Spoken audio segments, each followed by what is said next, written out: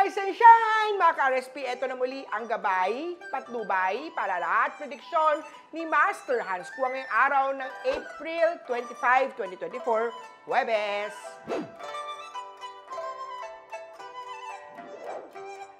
Para sa mga pinanganak ng Year of the Rat, always remember na once na ikaw ay kinasal, ito ay final na. Kaya mag-isip muna bago humarap sa dambana. Red at tuwang swerte kay Year of the Rat.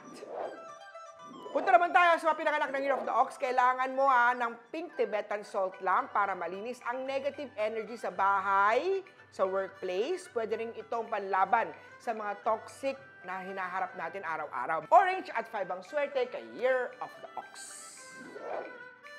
Tiger naman tayo magtabi o mag-save palagi para sa mga unexpected o mga biglaang project. Huwag mag-lose tayo ng pera sa mga bagay na hindi naman kailangan. Magsuot ng something color purple, swerte yan kulay. 7 naman swerte numero sa Year of the Tiger. Para naman sa Year of the Rabbit, bayaran na ang mga utang kahit paunti-unti. Hindi magandang karma ang balik sa'yo kung tatakbuhan mo ang perang yan. 1 at gold ang swerte kay Year of the Rabbit. Drago naman tayo magpahinga kung ang iyong trabaho ay demanding na or si partner ay lagi nagsiselos. Keep your cool. Walang hindi nakukuha sa lambing. Mas swerteng araw na to sa kulay blue at 5 sa mga pinanganak ng Year of Dragon. Ito naman sa mga Year of the Horsey.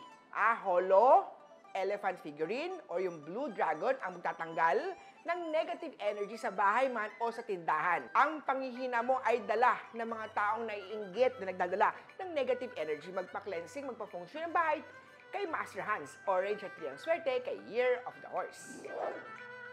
Punta naman tayo sa pinanganak ng Year of the Goat. Huwag masyadong mainggitan sa mga bagay na wala ka. May tamang panahon para dito. Maaaring may hindi magawang maganda sa kapwa kung pagpatuloy ang mga negative na mindset mo. Mag-ingat sa karma.